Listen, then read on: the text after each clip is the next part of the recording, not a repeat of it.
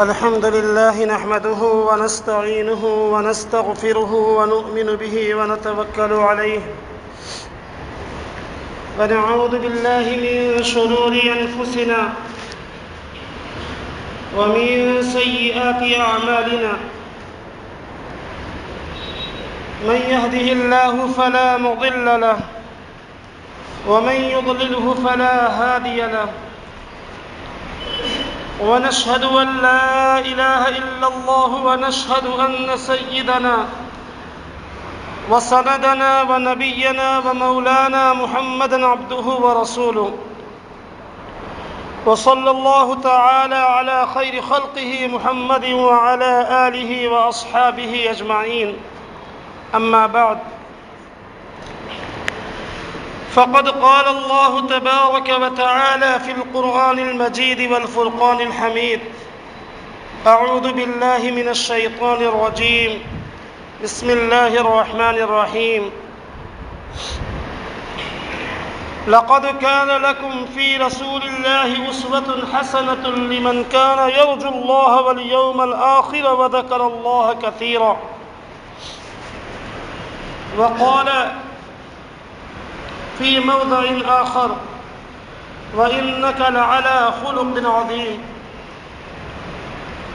صدق الله ومولانا العظيم. وقال النبي صلى الله عليه وسلم: إنما بعثت لأتمم مكارم الأخلاق، أو كما قال النبي صلى الله عليه وسلم. میرے محترم بزرگوں اور عزیز بھائیوں، میں نے ابھی قرآن کریم کی 2 آیتیں اور اللہ کے رسول صلی اللہ علیہ وسلم کی ایک حدیث خطبے میں پڑھی ہے۔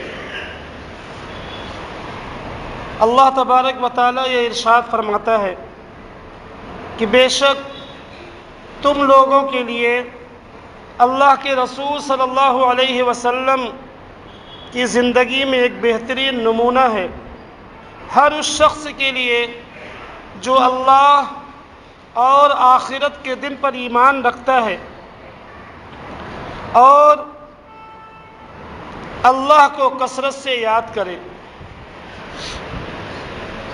دوسری آیت میں اللہ کے رسول صلی اللہ علیہ وسلم کو خطاب کر کے اللہ تبارک و تعالیٰ فرماتا ہے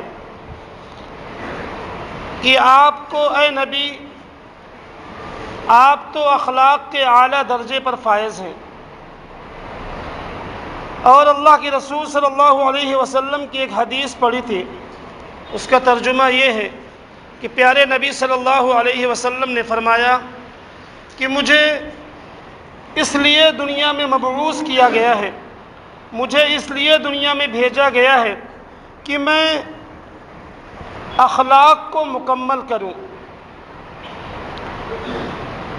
جس طریقے سے اللہ کے رسول صلی اللہ علیہ وسلم خاتم النبیین ہے، سب سے آخری رسول ہے، آپ کے بعد اس دنیا میں کوئی نبی آنے والا نہیں ہے، اسی طریقے سے اللہ کے رسول صلی اللہ علیہ وسلم پر اخلاق کی تکمیل ہوئی ہے، آپ نے اخلاق کو مکمل کیا ہے۔ اللہ تبارک و تعالیٰ نے آپ صلی اللہ علیہ وسلم کو انسانوں کے لیے، دنیا کے تمام انسانوں کے لیے نمونہ بنا کر بھیجا ہے، اور آپ صلی اللہ علیہ وسلم کی تعلیم بھی اپنے آپ میں کامل و مکمل ہے، اور آپ کی سیرت و شخصیت بھی مکمل ہے، اور جب تک دنیا باقی رہے گی، رہتی دنیا تک سب کے لیے نمونہ زندگی ہے۔ انسان اپنی دنیا کی زندگی میں الگ الگ جہتوں میں الگ الگ لوگوں کو رول ماڈل بناتا ہے، اپنا آئیڈیل بناتا ہے، لیکن ہم جب اپنے نبی صلی اللہ علیہ وسلم کی زندگی کو دیکھتے ہیں تو کسی بھی اینگل کو لے لیجئے، ہر ایک میں اللہ کے رسول صلی اللہ علیہ وسلم کی ذات کامل و مکمل ہے۔ دنیا کا بڑا سے بڑا مفکر، بڑے سے بڑا مدبر، مصلح، سیاسی لیڈر دنیا میں آئے اور اس دنیا سے گزر گئے، جب لکھنے والوں نے ان پر لکھا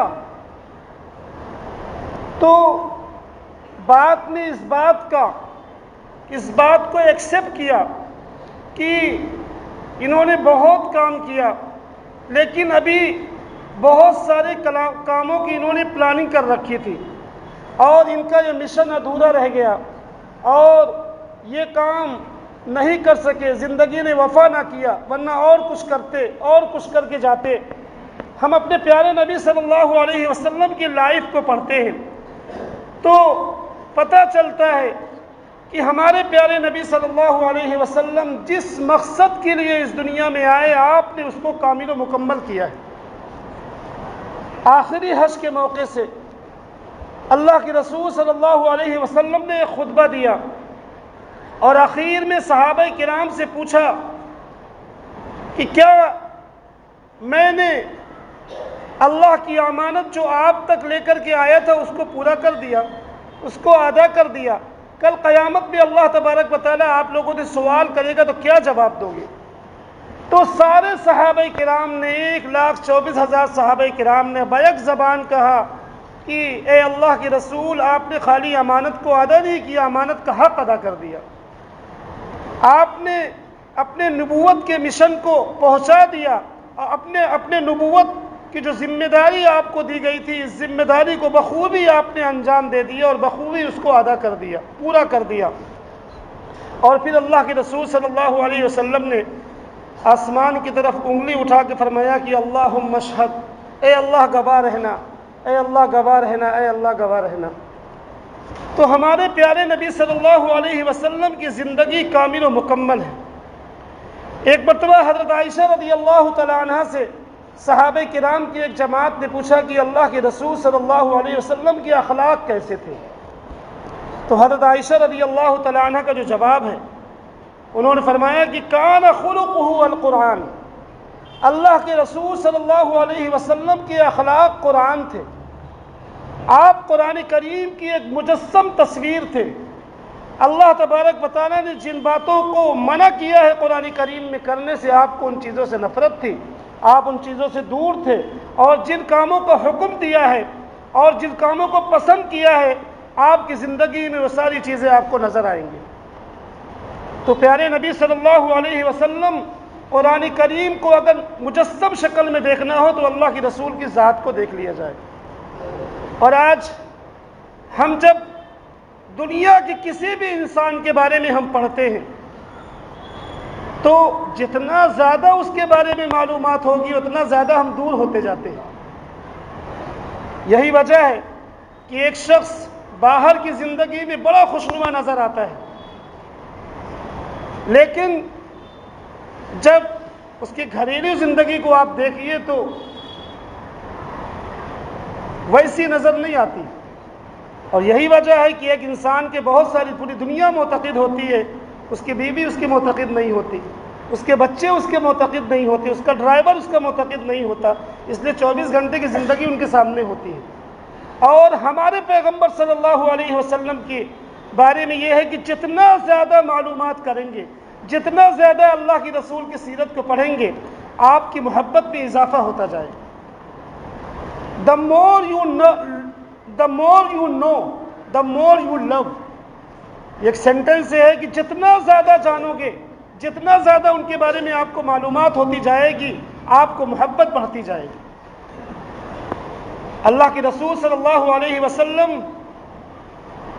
نے اس سے پہلے جمعہ کو میں نے بتلایا تھا کہ آپ کی جو بعثت کا جو مقصد تھا، قرآن کریم نے 4 مقاصد کو بیان کیا تھا۔ قرآن کریم کی تلاوت، قرآن کریم کو لوگوں کو پڑھ کر کے سنانا، ان کو تعلیم دینا، حکمت کی تعلیم دینا، کتاب کی تعلیم دینا، اور اسی طرح تزکیہ نفس۔ تو تزکیہ اسی چیز کا ہوتا ہے کہ اخلاق انسان کے اچھے بنائے جائیں.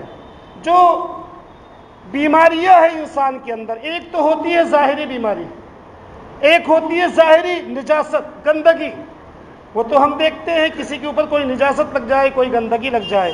اور ایک ہوتی ہے باطنی نجاست، کہ جو انسان کے دلوں سے جس کا تعلق ہے، دل میں کسی کے خلاف حسد ہو، کسی کے خلاف جلن ہو، کسی کے خلاف دشمنی ہو، کسی کی غیبت کرنا، اور کسی کے خلاف کوئی کسی کے اچھا وش نہ کرنا اس کے بارے میں، اور اس کا برا چاہنا. تو یہ ساری روحانی بیماریاں ہوتی ہیں. تو ان روحانی بیماریوں کو، ان روحانی نجاستوں کو ختم کرنا، یہی ہوتا ہے تزکیہ. اسی کو تزکیہ کہتے ہیں. اور تزکیہ کی جو تعریف کی جاتی ہے کہ تخلی عن الرذائل، تخلی عن الرذائل، برائیوں سے اور گندگیوں سے اپنے آپ کو پاک کر لینا، اور تحلی، اور اسی طریقے سے اخلاق کے ذریعے سے اپنے آپ کو مجلہ اور مصفہ کر لینا. اور یہ چیزیں اللہ کے رسول صلی اللہ علیہ وسلم نے ہم آپ کی زندگی میں جب دیکھتے ہیں تو آپ نے اپنی زبان سے بھی اس کی تعلیم دی ہے اور عمل کر کے بھی دکھلایا ہے. بے شمار واقعات ہیں اللہ کے رسول صلی اللہ علیہ وسلم کے جو خلق حسن سے مزین ہیں. میں کچھ واقعے آپ صلی اللہ علیہ وسلم کے آپ کے سامنے بتلاتا ہوں. پہلی بات تو یہ کہ آپ کے خادم تھے حضرت انس رضی اللہ تعالیٰ عنہ.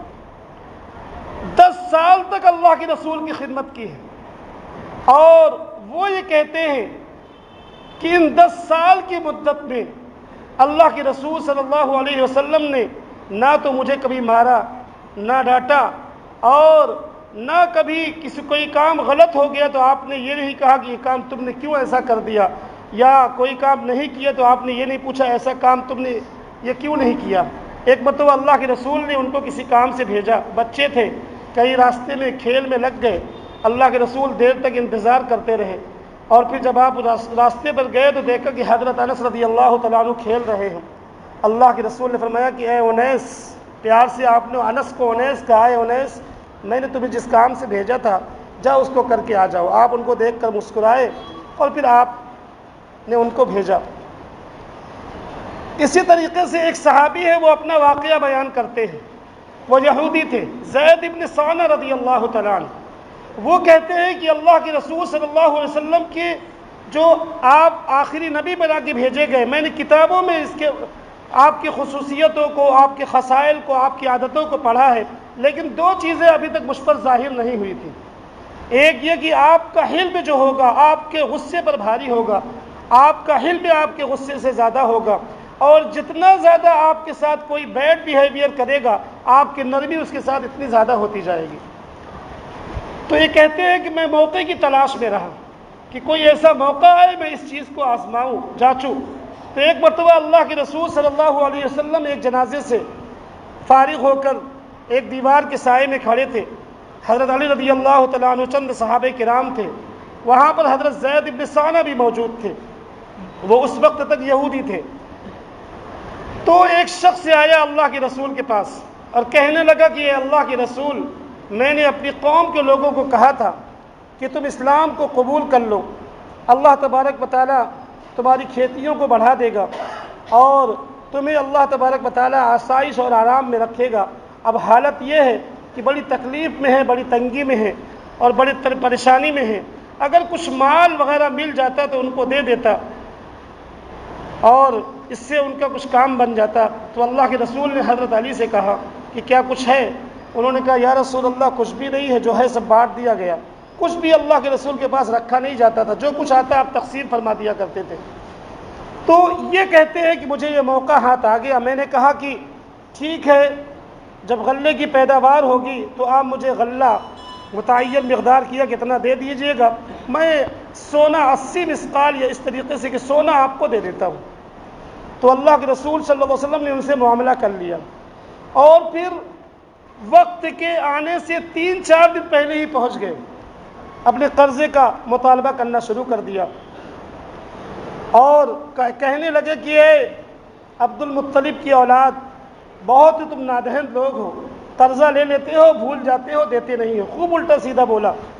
حضرت عمر رضی اللہ تعالیٰ عنہ موجود کہ اے دشمن خدا تو کیا کہتا ہے، اس کو ڈانٹا۔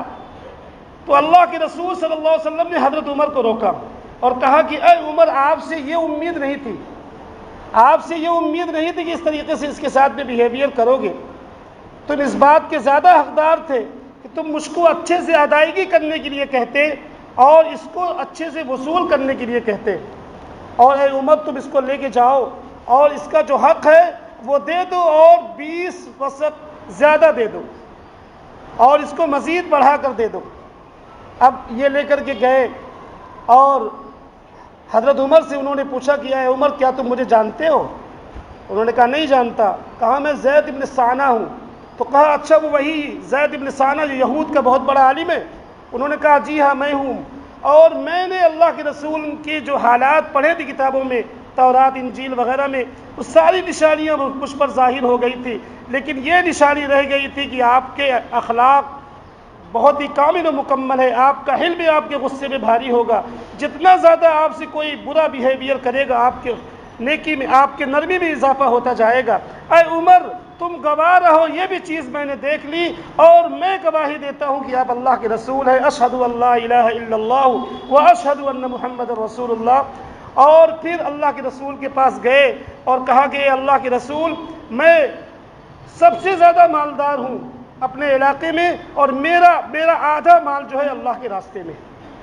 بے شمار واقعات اس طریقے سے ملتے ہیں، اور صحابہ کرام کہتے ہیں کہ ہم نے اللہ کے رسول سے زیادہ کامل و مکمل اخلاق والا کسی کو نہیں دیکھا۔ آپ کے اخلاق ہر طریقے سے کامل و مکمل تھے۔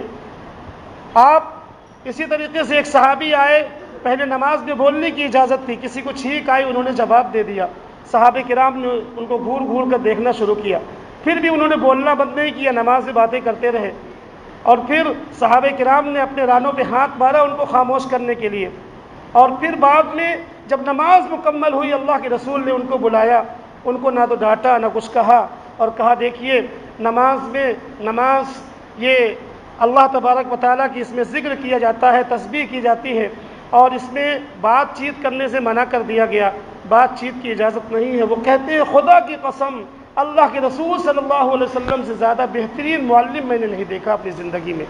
بے شمار واقعات اس طریقے سے ہیں صحابہ کرام کی، کیسے اللہ کے رسول صلی اللہ علیہ وسلم تعلیم دیا کرتے تھے۔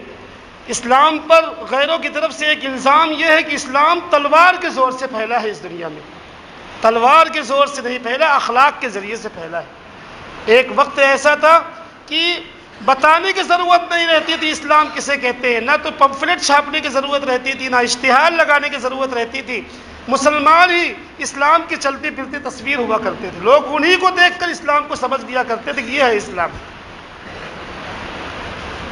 اور اللہ کے رسول صلی اللہ علیہ وسلم نے جو اپنی بعثت کا مقصد یہ بیان کیا ہے، جو میں نے ابھی حدیث پڑھی ہے کہ انما بعثت لاتمم مکارم الاخلاق، کہ مجھے اللہ تبارک و تعالیٰ نے اس دنیا میں اس لیے بھیجا ہے کہ میں اخلاق کو مکمل کروں، اخلاق کی تکمیل کروں، اور ہم اسی نبی کے ماننے والے ہیں، اسی نبی کا کلمہ پڑھتے ہیں، اور ہمیں چاہیے کہ اپنے نبی صلی اللہ علیہ وسلم کی سیرت کو اپنائیں، آپ کے اخلاق کو اپنائیں اور آپ کے اطوار کو اپنائیں، تاکہ اسلام کو پھر اسی طریقے سے وہی شان و شوکت ملے جو صحابہ کرام کے زمانے میں تھی۔ اور یہاں پر ایک شعر پر میں اپنی بات ختم کرتا ہوں۔ میرا قائد ہے وہ جو زندگی پیغام تھا جس کا، محمد نام تھا جس کا، محبت کام تھا جس کا، وہ رفتہ رفتہ جس نے قوم کو منزل عطا کر دی، کلی آغاز تھا جس کا، چمن انجام تھا جس کا، صلی اللہ علیہ وسلم۔ وآخر دعوانا الحمد للہ رب العالمین۔